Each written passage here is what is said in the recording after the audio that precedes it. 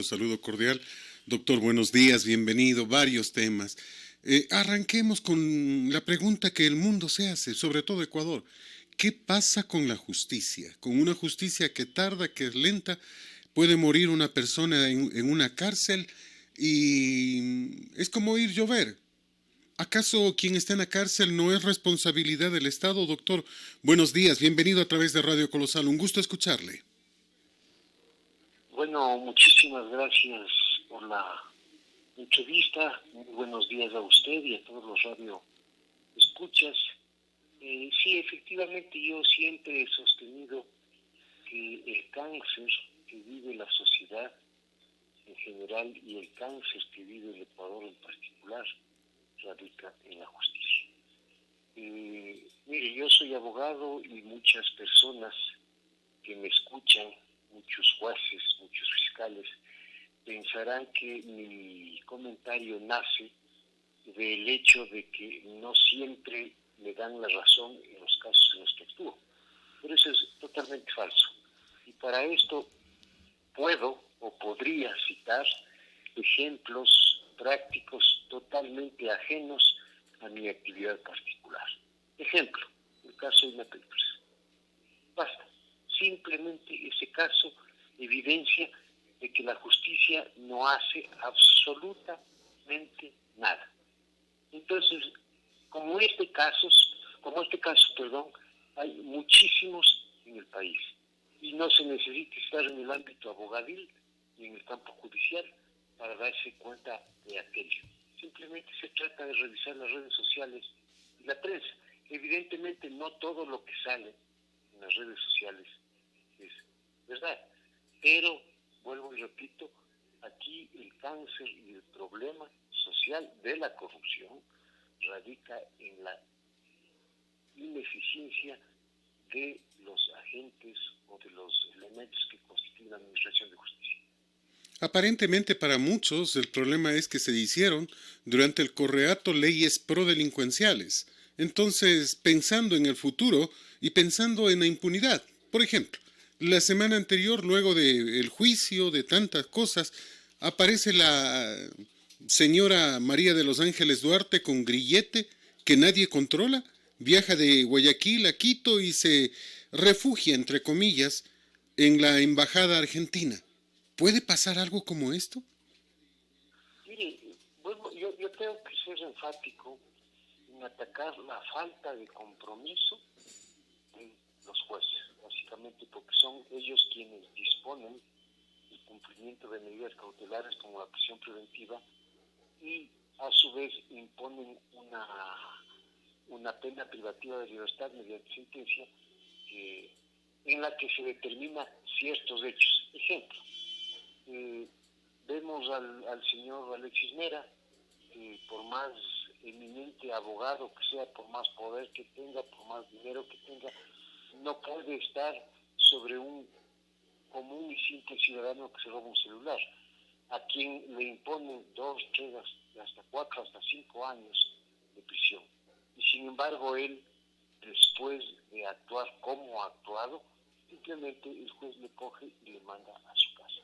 Eso es el pago de compromisos y compadrazgos hechos por el Correato.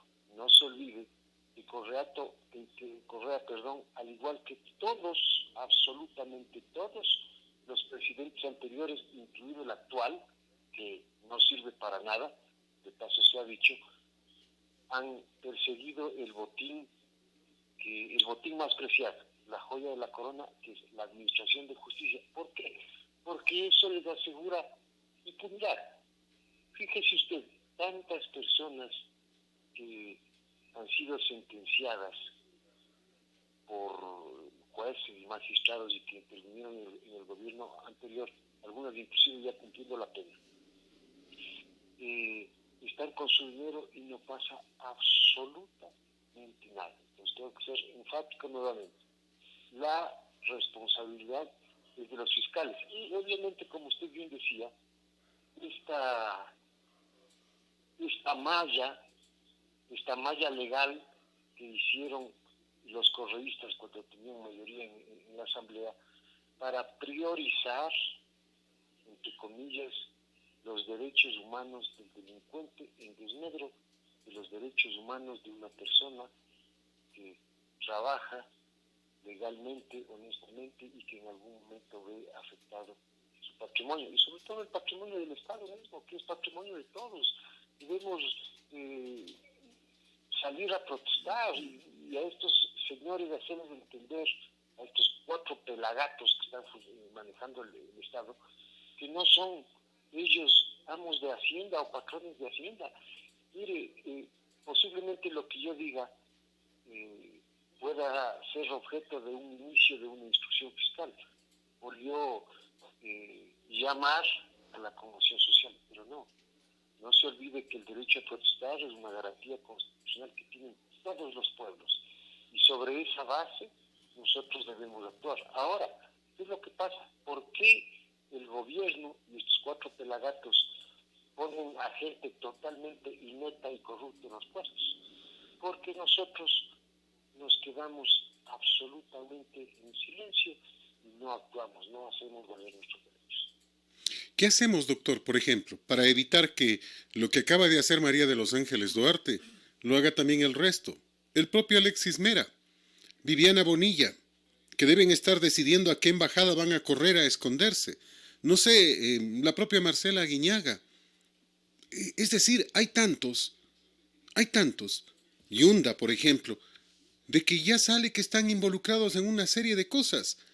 Ayer la hermana de Yunda compraba un auto en más de $160,000. Nuevo carro.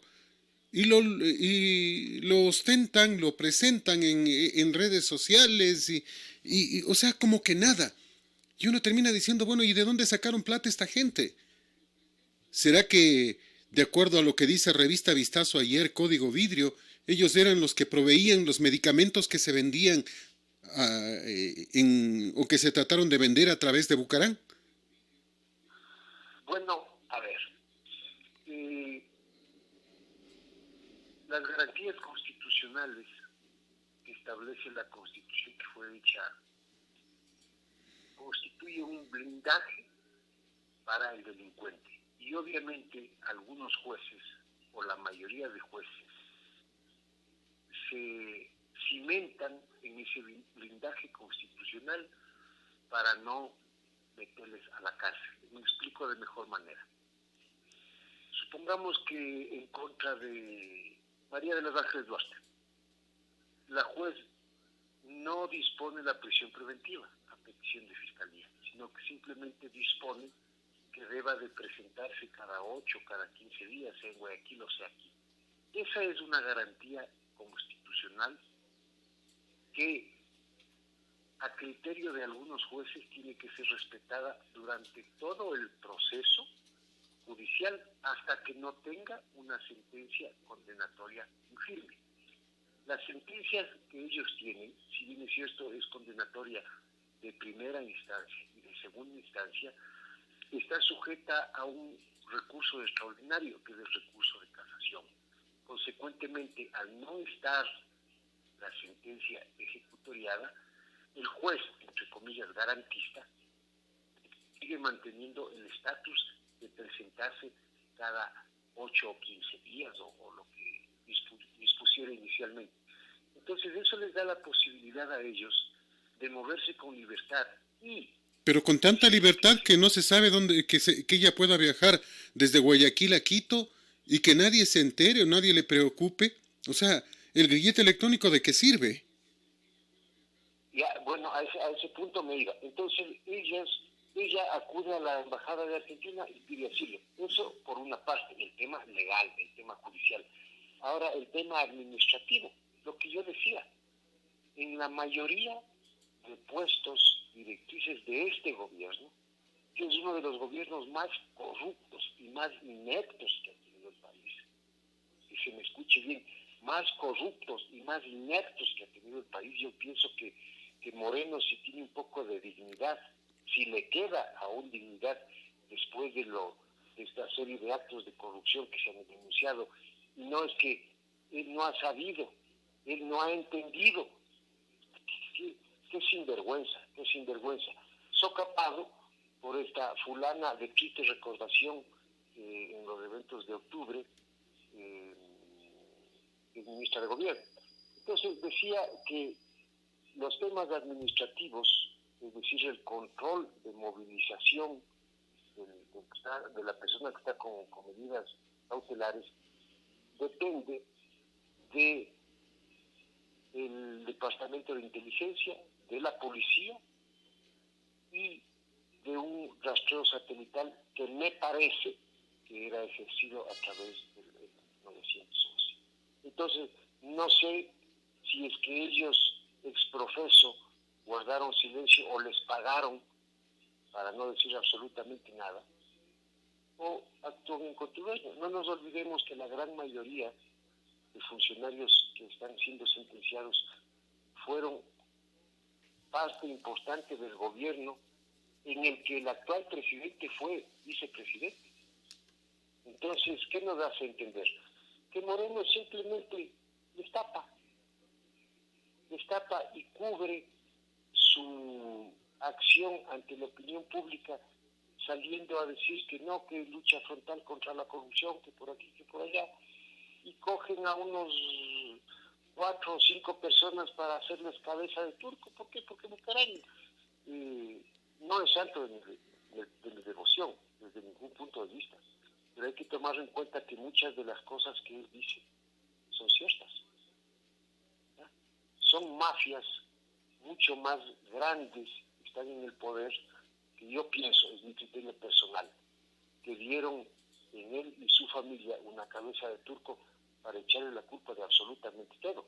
Ojo, que no se me malentienda, no estoy diciendo que Bucaram y su familia no ha ejercido estos actos poco éticos, por dar un calificativo respecto de la negociación de medicamentos. Sí, han actuado mal con Salcedo y compañía y consecuentemente tienen que estar en la cárcel. Pero eso no significa que son los responsables de todos los actos de corrupción que se han dado en el país. Y un ejemplo de ellos, ¿qué pasó con la deuda externa? Claro, nos dijeron que se bajó el interés, pero no nos dijeron que teníamos que pagar por 10 años más.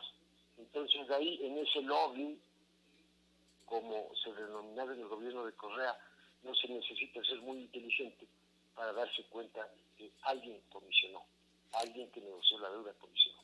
Ahora, lo de Bucaram, ¿qué tan grave es?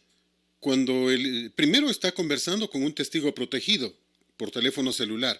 Segundo, el testigo no podría, estando detenido en la penitenciaría del Litoral, no podría tener un celular. Tercero, le anuncia la visita de los amigos de Bucaram. La visita terminó con una muerte, ¿no? O sea, mataron a la persona. Eh, Cuarto, o sea, el propio israelí le dice, tengo tu palabra de que no me vas a mandar a matar.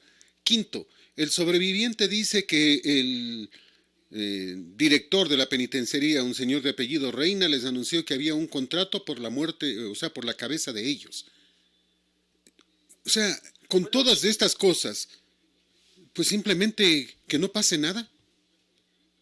Bueno, a ver, vuelvo a repetir lo que dije inicialmente.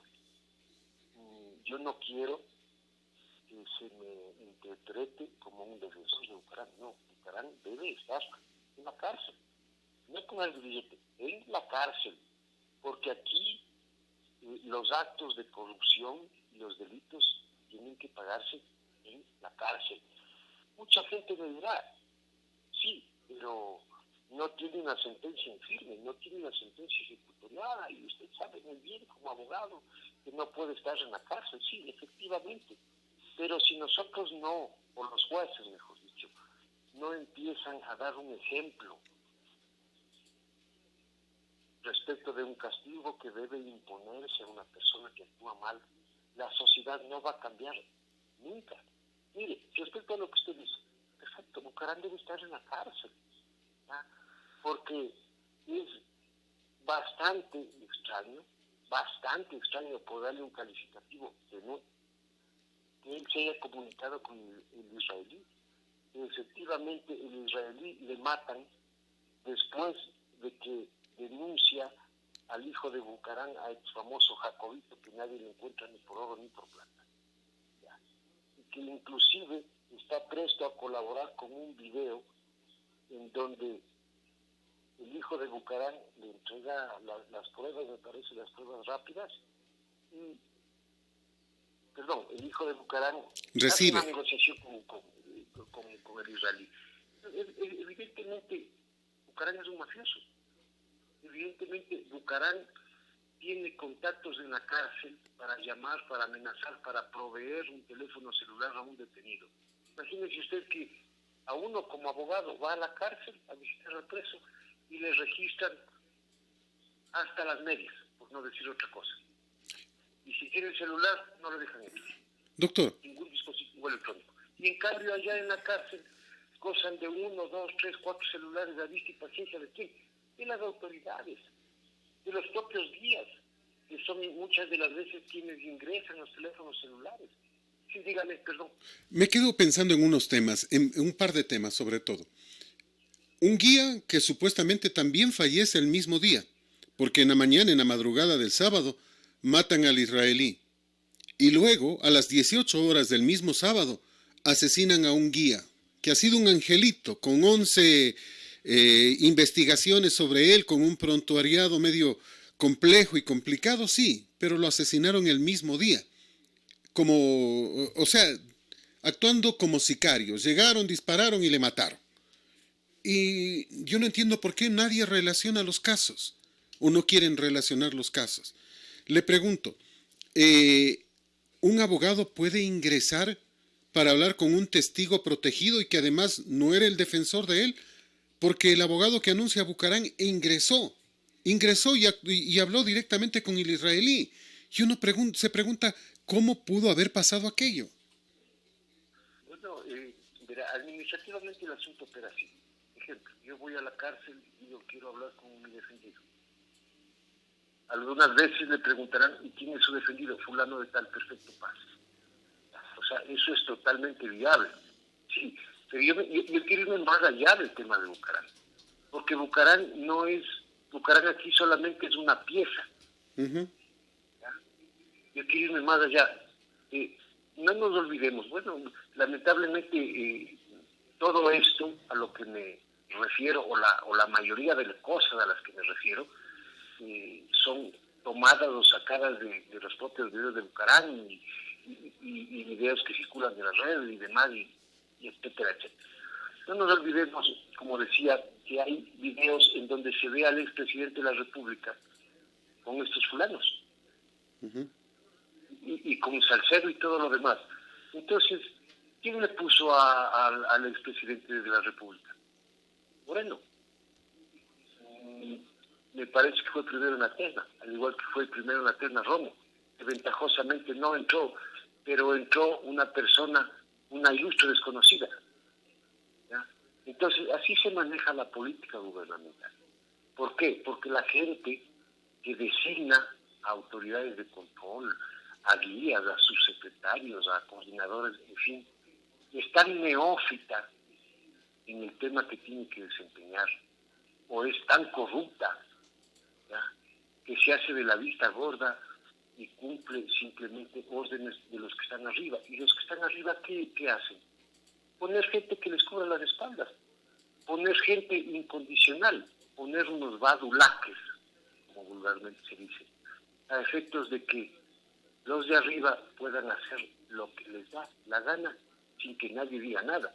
Y ojo, aquí hay una cosa, es una disposición que se sacó en el gobierno de Correa, o que se reforzó, mejor dicho. Si un ciudadano va a una institución pública y reclama en forma airada, porque tiene razón y porque tiene derecho de cuestionar y reclamar a un empleado público, eso es un delito. 440 es, ¿no? El 440, desobedecer a autoridad pertinente, sancionado de 1 a 3 años, ¿es, no? No tengo exactamente el número de la disposición, pero inclusive en el gobierno anterior y en algunas oficinas del actual está un papel que dice: el que faltare de palabra o de obra a un funcionario público será sancionado por tal. Aparte de que le tratan mal, aparte de que no le atienden, ya de hecho le amenazan con el papel ahí. Entonces, si es que La sociedad, la cosa pública, actúa de esa manera con el ciudadano. Los de medio rango para abajo, por decir algo, imagínense usted que harán los de arriba. Y todo esto ocurre, lamentablemente, porque no salimos a protestar. Para mí el único mecanismo es la protesta social.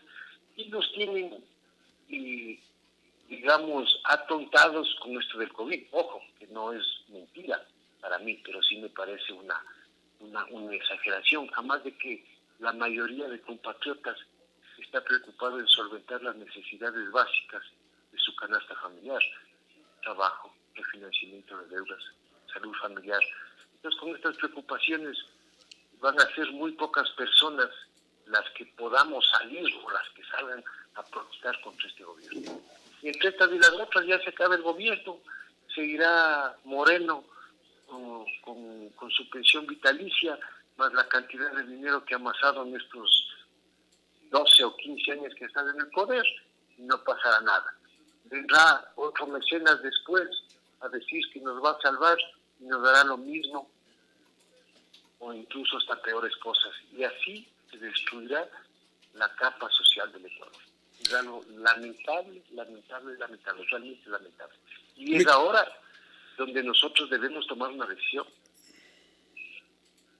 ¿Cuál sería esa decisión? La protesta, dice usted, pero ¿qué pedimos? ¿Qué pedimos? ¿Que se vaya Moreno? O sea, no sé si el mal es peor que la enfermedad en este instante. ¿Qué pedimos? O sea, que se cambien leyes, que se hagan consultas, que las cosas sean diferentes, que no se burlen del país, que se recupere el dinero, que los corruptos vayan a la cárcel de forma definitiva. ¿Qué podemos pedir? Bueno, podemos pedir miles de cosas que no son la solución, pero al menos darle a entender a los gobernantes de turno, que no pueden hacer lo que les da la gana. Por lo menos infundirles miedo, que no tenemos otra solución. Imagínense, durante 15 o 20 años o 30 años ha salido la gente y ha pedido, ha pedido asambleas constituyentes, ha pedido que devuelvan la plata, todo se ha pedido. Y obviamente los que hacen las leyes, que son otros sinvergüenzas. Por ahí oirán mi comentario y saldrán airadamente a decir, ¿y cómo? ¿Y cuándo? ¿Y pruebas? ¿Y que por aquí? ¿Y que por allá? Y los temas públicos y notorios no demandan pruebas. ¿Y cuáles son esas pruebas? Simplemente grados de aceptación que tienen en el país. Usted acaba de mencionar una palabra que me parece muy interesante: público y notorio.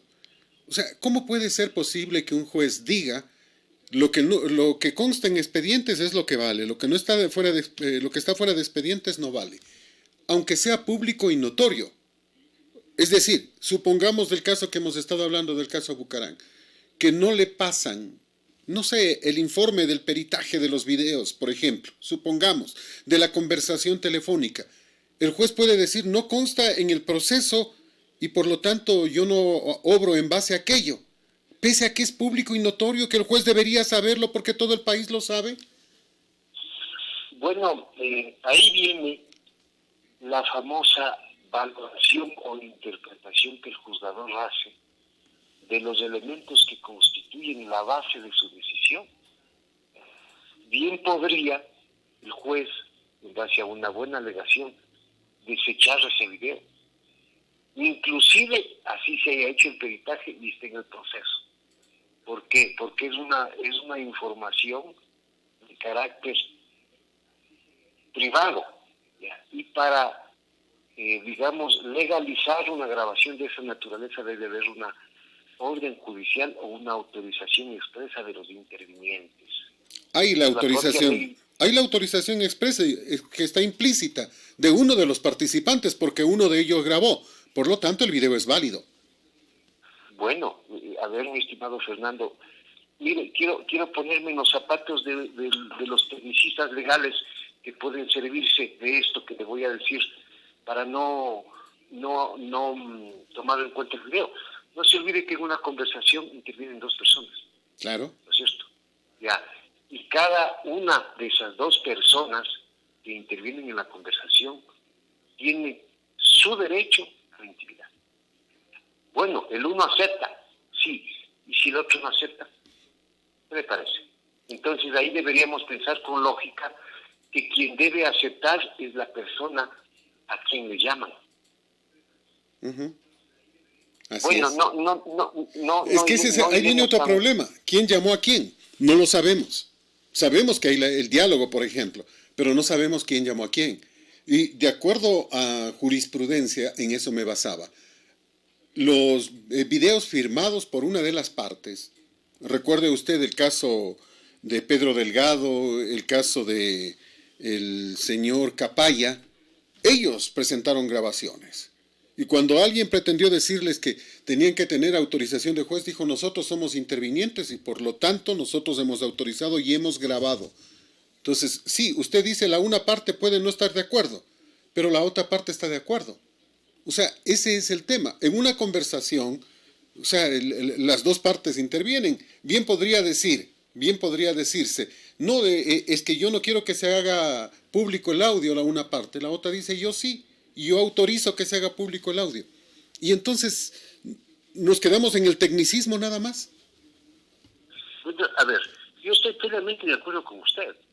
Yo inclusive he sido crítico de estos tecnicismos garantistas que en definitiva lo único que hacen es servirle al juez para no tomar en cuenta lo que debe tomar en cuenta. Yo estoy plenamente de acuerdo con usted, pero quería referirme a estos tecnicismos que muchas de las veces ya hacen que los jueces no valoren las pruebas, siendo que son hechos públicos, notorios. Todas estas circunstancias, como conversamos inicialmente a la entrevista, todas estas circunstancias fueron creadas por el gobierno de Correa y por la Asamblea de Correa, dándole una visión humanista a la sociedad que impusieron en la Constitución y en las normas de menor jerarquía como el Código Orgánico Integral Penal, estos tecnicismos que le permitían al juzgador actuar a dos puntas, es decir, que cuando le convenía aplicaban estos tecnicismos jurídicos y cuando no le convenía no lo aplicaban. Lamentablemente esa es la forma sucia, asquerosa y maquiavélica con la que se hicieron las leyes, que ahora están afectando a unos y favoreciendo a otros. ¿Por qué? Por ejemplo, si es que no es parte usted del gobierno o denuncia al gobierno, le van a aplicar la valoración de esa prueba de tal manera que incida directamente en la decisión. Y si usted es parte del gobierno, van a hacer lo contrario. Entonces, ¿a qué punto me iba? Todo esto, todo este enmañaramiento judicial y legal, deviene del poder, deviene del poder ejecutivo, deviene del poder legislativo, porque no se olvide que estos fulanos también son los que se cubren en las leyes que ellos mismos hacen, que de paso se ha dicho, en su gran mayoría son copias de otros países y que no son aplicables a la realidad social nuestra, les protegen a ellos. Lamentablemente, las leyes están hechas para proteger a los que están en el poder.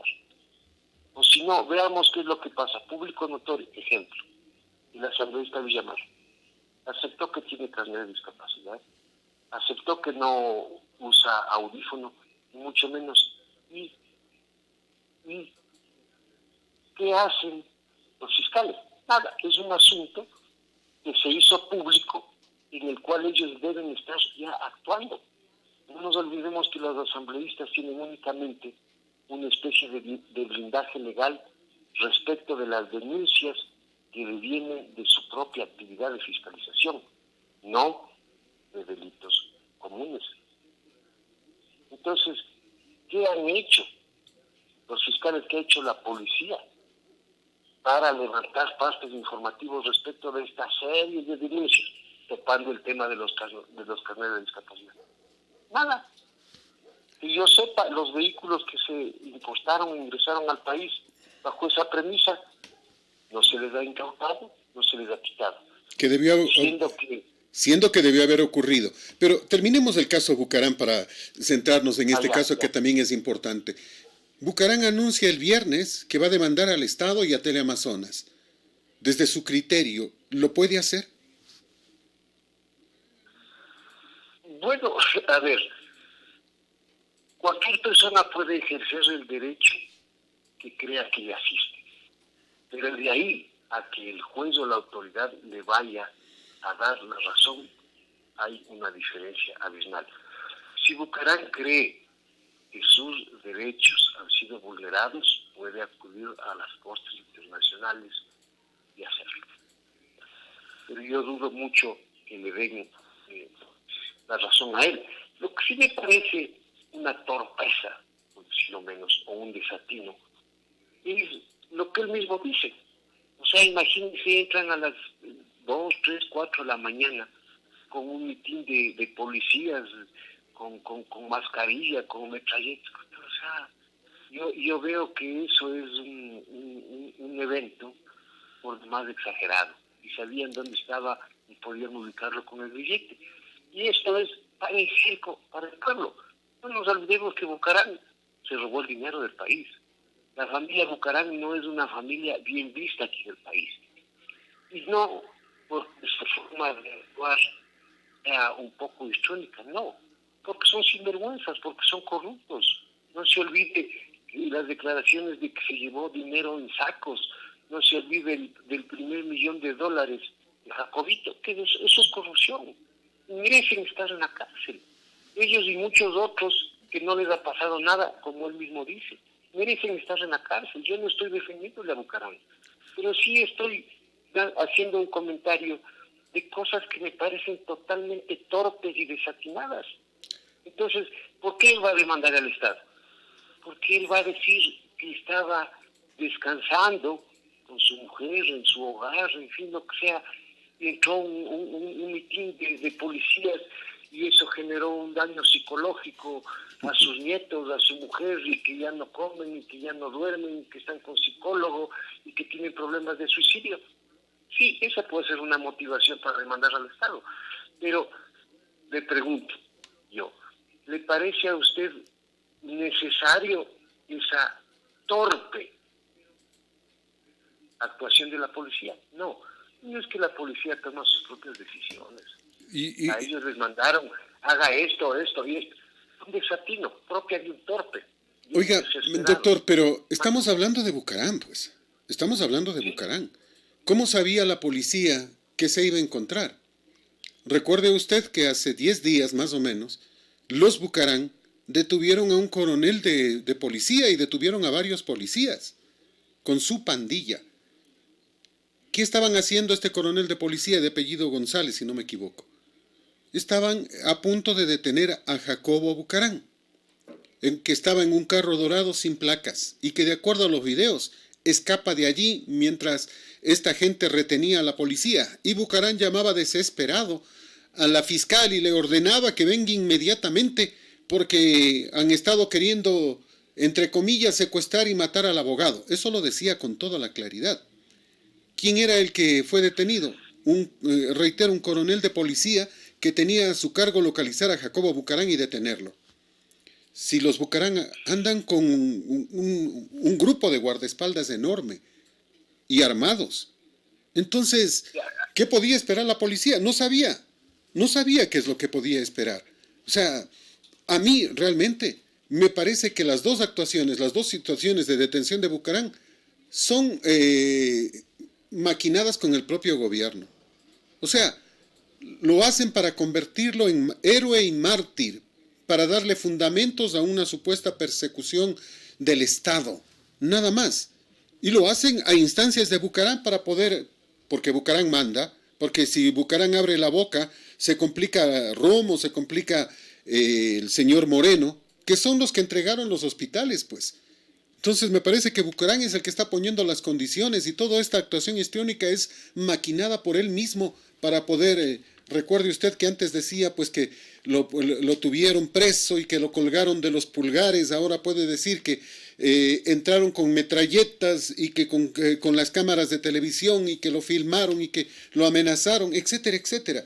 Es decir, esto sirve más bien para el lanzamiento de su campaña política a la presidencia de la República, siempre con el cuento del pobrecito, pues. Bueno, pero es que miren, mi estimado Fernando y estimados radioescuchas, esto puede evitarse. ¿Cómo?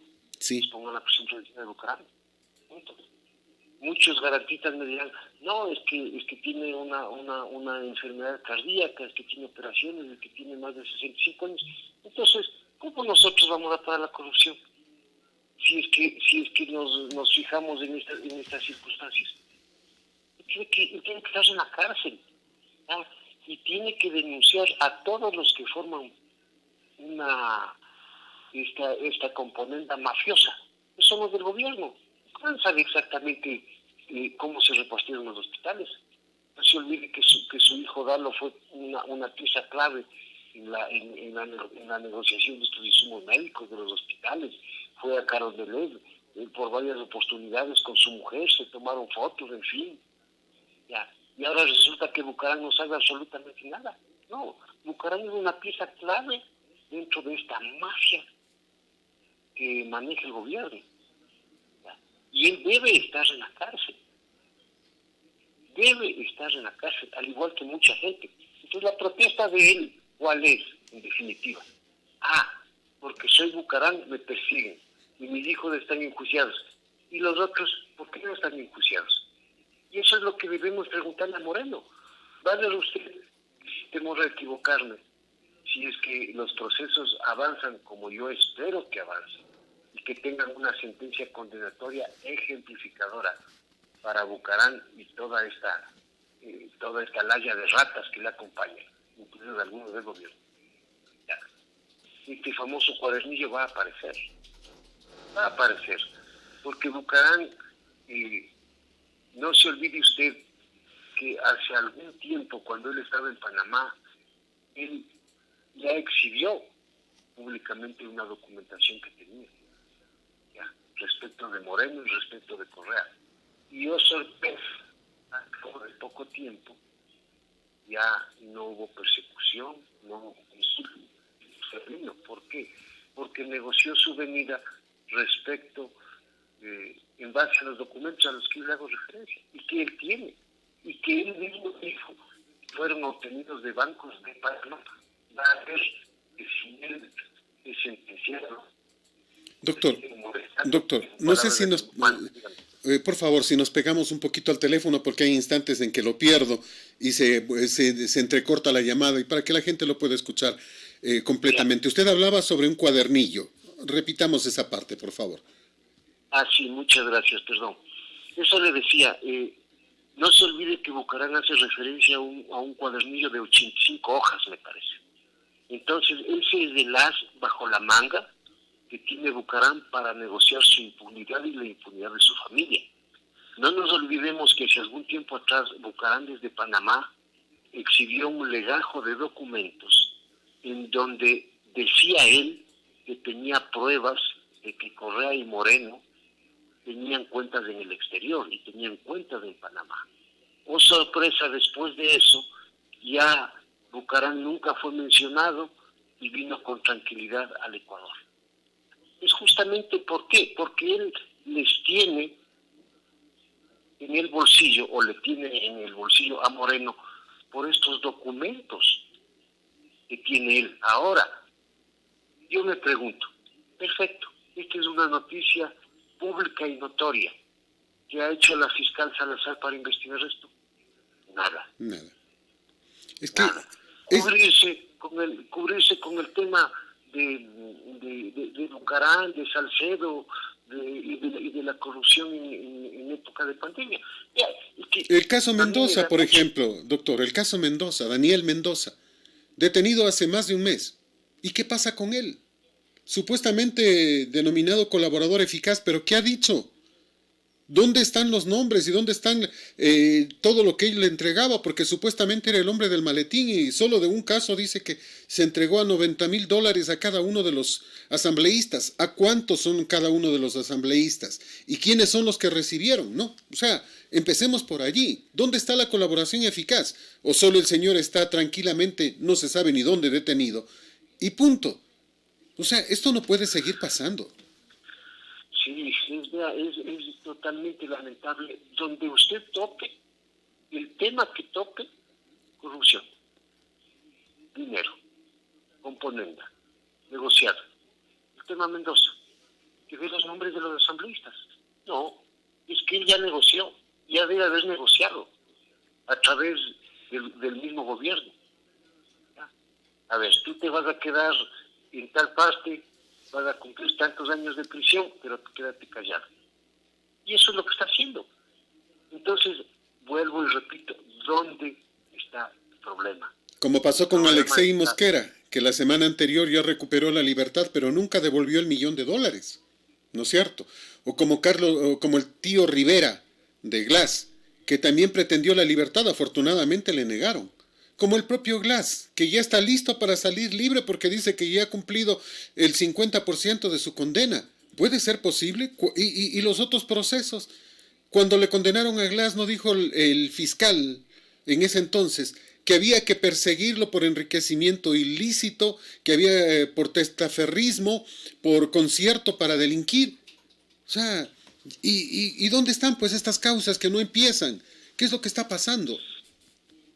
Es que lo que pasa es que es la propia ley la que les da la posibilidad de enredarse a efectos de que esto se olvide y vaya al archivo. A ver, no nos olvidemos, por ejemplo, de que la propia Asamblea fue la que no aprobó una ley de extinción de dominio, ¿ya? Que era tendiente a hacer una especie de incautación, no una incautación, sino a poner medidas cautelares sobre bienes inmuebles de personas que estaban siendo investigadas dentro de un proceso de corrupción. Esa ley se envió y no aprobaron. ¿Por qué? Porque estos señores estaban actuando o sabían que estaban actuando en contubernio con el tema de este asambleísta que intervino en el hospital de Pedernales, y sabían que sus bienes podían ser objeto de una prohibición de enajenar. No aprobaron esa ley. Entonces, ¿qué dicen los jueces? Bueno, perfecto, yo he hecho mi trabajo, está condenado a 1, a 3, a 5, a 10 años. Pero si no tiene dónde caerse en esto, ¿cómo quiere que le cobre? Doctor, ¿cómo pueden haber sentencias tan diversas? Perdón que le corte. ¿Cómo pueden haber sentencias tan diversas? Mire usted, Glass, acusado de llevarse, si no estoy equivocado, $32,000,000. Sentenciado a 6 años. No sé si usted se acuerda del caso de la señora de 73 años que había perdido la vista en un ojo al 100% y en el otro solo veía el 30%, con enfermedades como diálisis, problemas renales, etcétera, y que la mandaron a la cárcel, a ella sí, por 8 años, y la cifra era ridícula, $363. Por eso la condenaban a 8 años de cárcel, persona de la tercera edad, y ella sí estuvo en la cárcel, y tuvo que Moreno darle un salvoconducto, el perdón, se llama. El indulto, gracias doctor. O sea, ¿cómo puede ser posible que a una persona le condenen por $363 8 años y a Glass por $32,000,000 6 años? Es que mire, a ver, yo quiero ser enfático. ¿De quién es la responsabilidad? Los jueces, que son los que ponen las penas. Si usted va y le pregunta al juez, posiblemente le diga, pero es que la señora no se defendió. Es que yo no tengo ni un documento de la señora. Sí, porque no tenía recursos. En cambio, la otra persona sí cogió 1, 2, 3, los abogados que fuere, hizo incidentes, bueno, un sinnúmero de circunstancias, o por último le pagó al juez. 20 O vino jueces, un- o 20 vino jueces un tuvieron para vicepresidente. defenderse de arroz verde, doctor. 20. O sea, esas son las diferencias y usted tiene razón. Pero es que vea, mi estimado Fernando y mi estimado Radio Escuchas, yo le voy a poner un ejemplo. Esto sí me parece que es el colmo de los colmos. Hace algún tiempo, un magistrado de la Corte Provincial de Pastaza, ¿ya?, le denunció a otro juez, a un compañero, con las manos en la masa, como se dice vulgarmente, entregando, me parece, 40 o 50 mil dólares a una botella de whisky para negociar una sentencia. ¿Sabe lo que pasó en ese caso? Le suspendieron No al es que yo juez. he intervenido ni mucho menos. Al denunciante le mandaron sacando y al juez le pusieron 1 año de cárcel, que de paso se ha dicho ya está cumplido. Ya. ¿Se da cuenta usted qué porquería? ¿Y esto por qué fue? Porque, según audios filtrados en las redes sociales, este juez corruptor le dice: vea, fulanito, haga la sentencia en estos términos, porque en este caso el marido de la doctora Maldonado de la Judicatura tiene interés personal. Y si usted me da una mano en esto, va a haber dinero y yo voy a hacer que su sumario administrativo se archive. Ya. Perfecto. No aceptó el dinero, lo denunció y creo que a los 15 días o al mes estuvo ya fuera del puesto el denunciante. Así de simple. Entonces, aquí viene el tema. ¿Ya? ¿Por qué el periodismo de investigación no escarba en esto y no van al meollo del asunto, a ver si es que efectivamente el marido de Maldonado tiene o no intereses en una hidroeléctrica, me parece? Entonces, ¿qué se dice a través de la judicatura? No, nosotros somos un órgano de control disciplinario y no tenemos injerencia en los jueces. Punto. ¿Qué dicen los jueces? Nosotros somos un organismo totalmente independiente que no tiene presión política. La administración de justicia tiene que ser fuerte e incólume y no ceder a este tipo de presiones. Así nos dicen todos los días, cuando eso es una falacia, es una mentira. ¿Por qué? Porque ellos fueron puestos por el poder político. Todo deviene del poder político. Y es una verdad. Con la independencia, y ahora con la famosa independencia judicial, Peor. nadie dice nada, más bravos, ¿ya? Y uno tiene la obligación de agachar la cabeza y obedecer. Eso es justamente lo que nos tiene como sociedad mal, destruidos, humillados. Salgamos a protestar, protestemos, hacemos nuestra voz, critiquemos, no tengamos miedo. Yo le digo a usted personalmente, tal vez se me inicie un proceso, que esto, y de hecho todo esto que yo estoy diciendo a mí me ha generado una serie de circunstancias de carácter profesional, como ser mal visto por los administradores de justicia. El tema es que hay que decir la verdad. El tema es que hay que decir la verdad. Alguien tiene que decirlo, porque si no, en un país de ciegos, sordos y mudos, el tuerto va a seguir siendo el rey. Y en eso no podemos permitirlo. Toquemos el tema que usted proponía hace un instante, el tema de estos carnets de discapacidad. Puede ser que un presidente, por ejemplo, de un poder del Estado, como Participación Ciudadana, pues simplemente se burle de todo.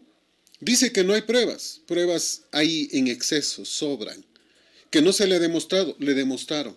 Dijo él que nunca ha importado un vehículo, que no se benefició de esta manera. Le demostraron que tiene un vehículo, un Toyota Fortuner, que lo trajo y que vino con exoneraciones, que nunca ha utilizado. El carnet de discapacidad lo utilizó para obtener rebajas en el pago de los impuestos y lo utilizó para obtener el puestito en el Consejo de Participación Ciudadana y Control Social.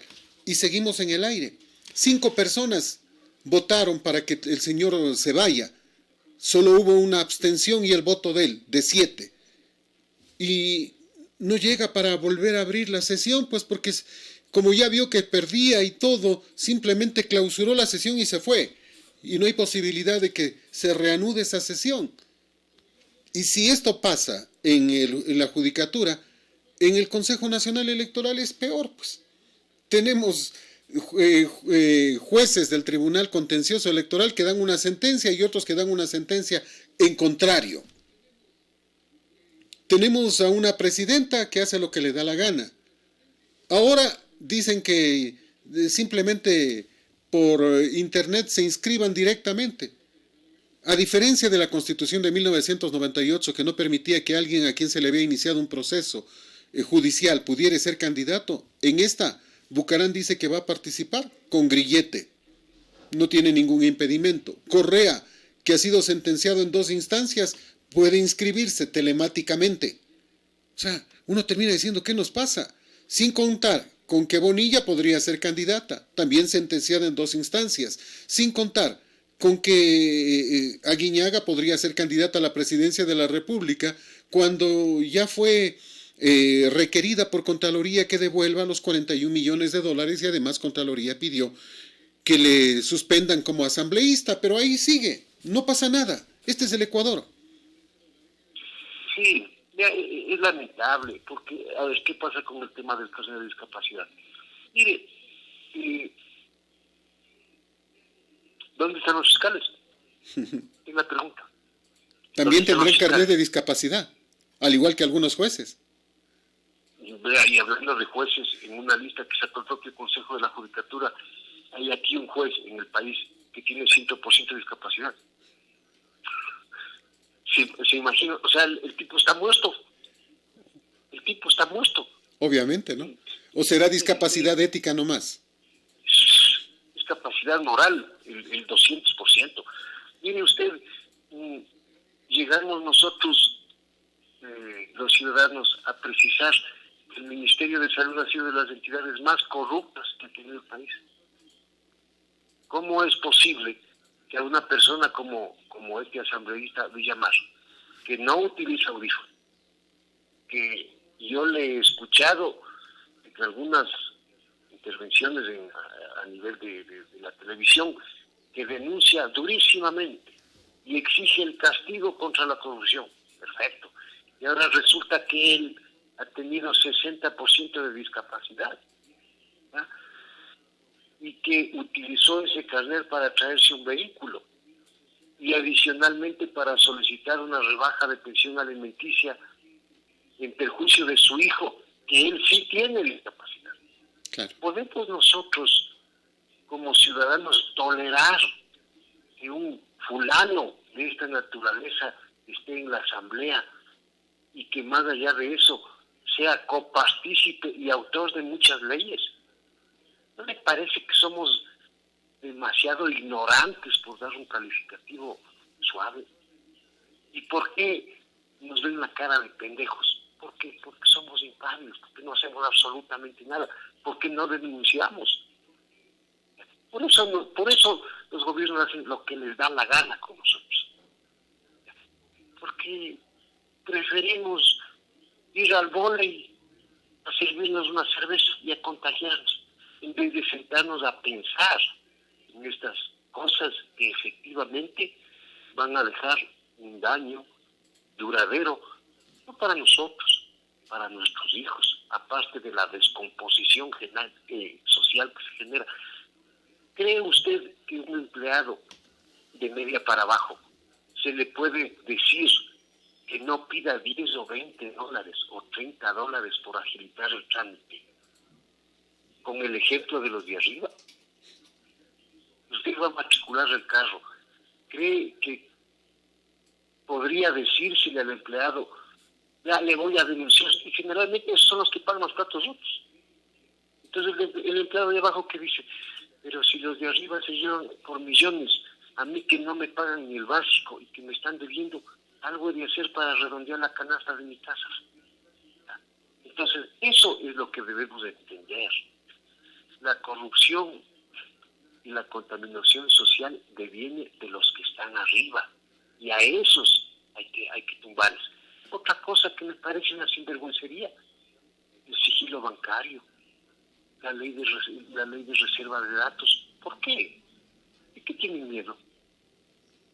Usted va a pedir alguna información de un ex funcionario, ya, que hace 10 años no tenía nada y ahora es un empresario de éxito. ¿Va a pedir movimiento de cuentas? No. ¿Va a pedir, no le dan ni la partida de nacimiento? No puede sacar absolutamente nada. ¿Qué son? Son candados elaborados para cubrirse entre ellos, corruptos. Entonces, imagínense con una sociedad o con un sistema legal que blinda a los que se enriquecen ilícitamente. ¿Cómo podemos progresar? No podemos progresar. Doctor, ¿qué hacemos con el Consejo Nacional Electoral? ¿Qué hacemos con ese Consejo Nacional Electoral? Porque Atamaín es garantía de fraude, no de otra cosa. Bueno, pero es que no hay una persona honesta en el país, lamentablemente. Perdón, hay poquísimas personas honestas. Saldrán a decirme algunos, nombre, apellido. Ahí están las pruebas al canto, como se dice en el campo. Ahí están. ¿Qué ha hecho la Asamblea? No veo que haya hecho mayor cosa. Ejemplo, el del tema Cruz. Mano, que metan la mano ahí en la Asamblea. A ver, carnet de discapacidad. Un perito acreditado, sea por el Consejo de la Judicatura o un médico de prestigio, o un examen social. Es fácil darse cuenta si una persona tiene o no tiene discapacidad. Básicamente la discapacidad es una limitación para cumplir cierta actividad. Que yo sepa y que yo vea, Cruz no tiene ninguna limitación. Igual que Villamar y otros, ninguna limitación. Y les dan el 30, el 40, el 50, el 60% de discapacidad. Discúlpenme. ¿Y la Asamblea qué hace respecto a esto? Nada. ¿Los fiscales qué hacen respecto a esto? Nada. Y el otro inepto que tenemos como presidente, salir a dar unas cadenas nacionales de 30 segundos diciendo que estamos bien, que estamos avanzando, que se ve y se gobierna para los necesitados, mientras bajo la mesa se están llevando el país a peso con el tema hospitales, con el tema corrupción, con el tema carnet de discapacidad, con el tema negociación de la deuda. Todo el mundo se lleva lo que más puede. Como yo hago más o menos una analogía con un programa que había, que se agarra lo que puedas. Uh-huh. Es que mi estimado Fernando y mi estimado Raúl, escuchas, yo no veo o no tengo otra lectura de esto. Yo no veo una luz al final del camino, sino una protesta que les haga sentir a estos sinvergüenzas que no pueden hacer lo que les da la gana. Así de simple. Y espero, como les digo, no por mí, sino por los que vienen, por nuestros hijos, por nuestros nietos, esto cambie. Por caso contrario, les dejaremos una herencia totalmente nefasta y triste. El señor doctor Rodrigo Ramírez Campos, a través de Radio Colosal. Estamos concluyendo, el tiempo es nuestro peor enemigo. Gracias, doctor, siempre un placer poder conversar con usted. Que tenga un buen día. Gracias, buen día para todos los radioescuchas. Este es Colosal, la que sí le dice la verdad.